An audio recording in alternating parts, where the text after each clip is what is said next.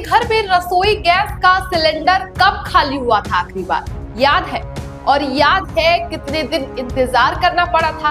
अब सोचिए वो इंतजार अगर हफ्तों में बदल जाए, महीनों में बदल जाए, ये कल्पना नहीं है, ये उन देशों की हकीकत है जहां एक दिन अचानक गैस मिलनी बंद हो गई। और आज के हालात देखकर एक सवाल मन में उठता है कि क्या भारत भी उसी रास्ते पर आकर के खड़ा हो गया है? क्योंकि ये खबर इस वक्त डराने वाली है।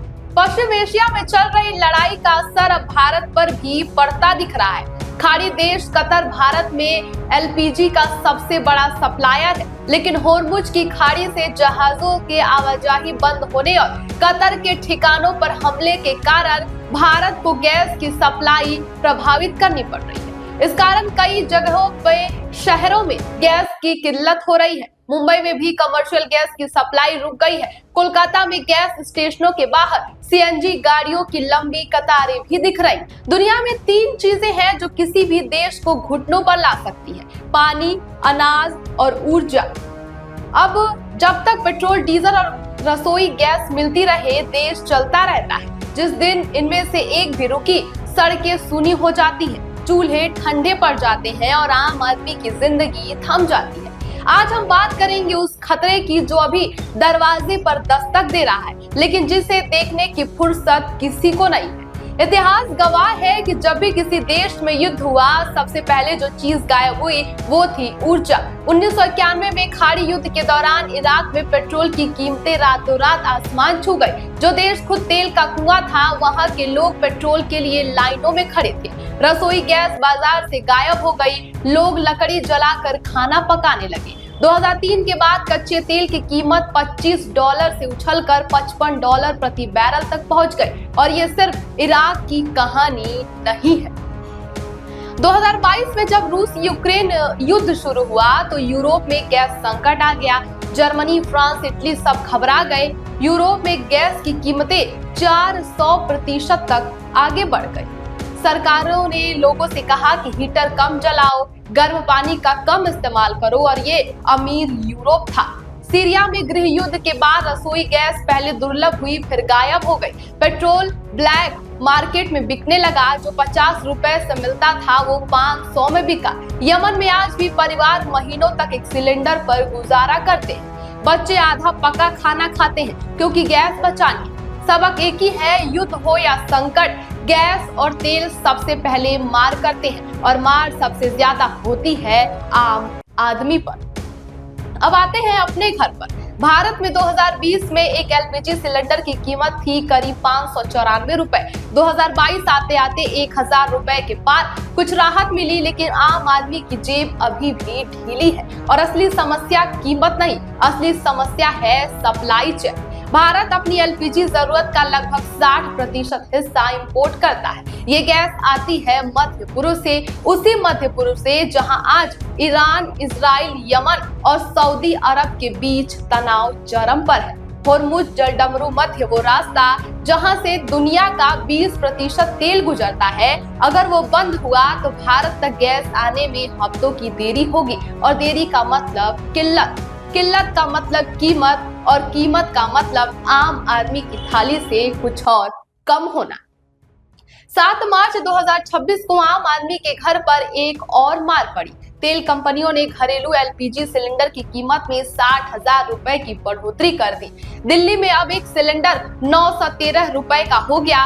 ये अगस्त 2023 के बाद घरेलू एलपीजी का सबसे ऊंचा भाव है। पेट्रोल और डीजल की बात करें तो दिल्ली में 94.7 रुपए प्रति लीटर और डीजल 87 रुपए है। मुंबई में पेट्रोल 103 और डीजल 90 रुपए पर है। फिलहाल सरकार ने पेट्रोल डीजल के दाम नहीं बढ़ाए, लेकिन अंतर्राष्ट्रीय बाजार में कच्चा तेल $100 प्रति बैरल के पार आ चुका है। और विशेषज्ञ चेतावनी दे रहे हैं कि ये दबाव जल्द ही भारतीय उपभोक्ताओं तक पहुंच सकता है। और सबसे बड़ा कारण मध्य पूर्व में इजराइल, अमेरिका और ईरान के बीच बढ़ते तनाव ने होर्मुज जलडमरू मध्य पर खतरा पैदा कर दिया है, जिससे वैश्विक ऊर्जा बाजार में उथल पुथल भी मची हुई है।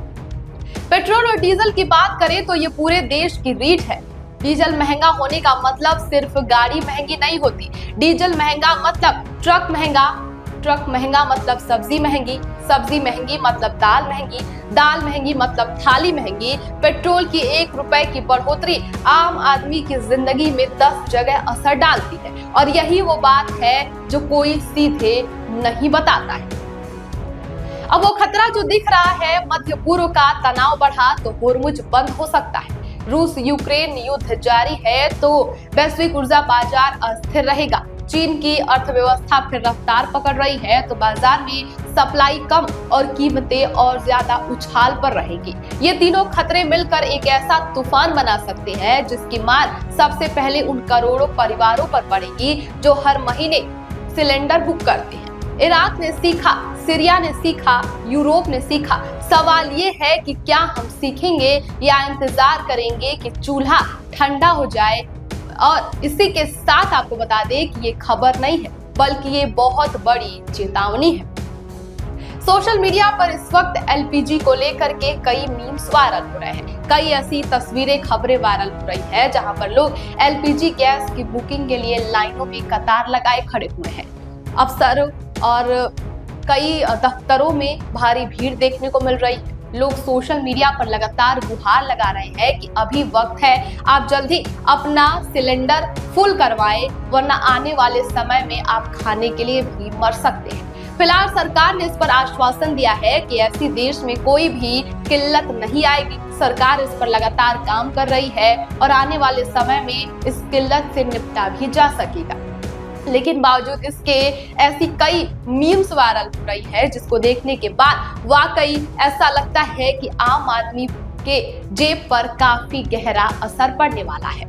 मिडिल ईस्ट में छिड़ा ये जंग आखिर कितनी जिंदगियों को बर्बाद करेगा, ये देखना दिलचस्प होने वाला है। और साथ ही साथ ये भी देखना दिलचस्प होगा कि जो एलपीजी को लेकर के सोशल मीडिया पर अफवाहें फैली हुई है, क्या ये सच है या वाकई भविष्य में एक बड़े संकट को दावत दे रही है। फिलहाल इस खबर पर आपकी क्या राय है, हमें कमेंट बॉक्स में जरूर बताएं।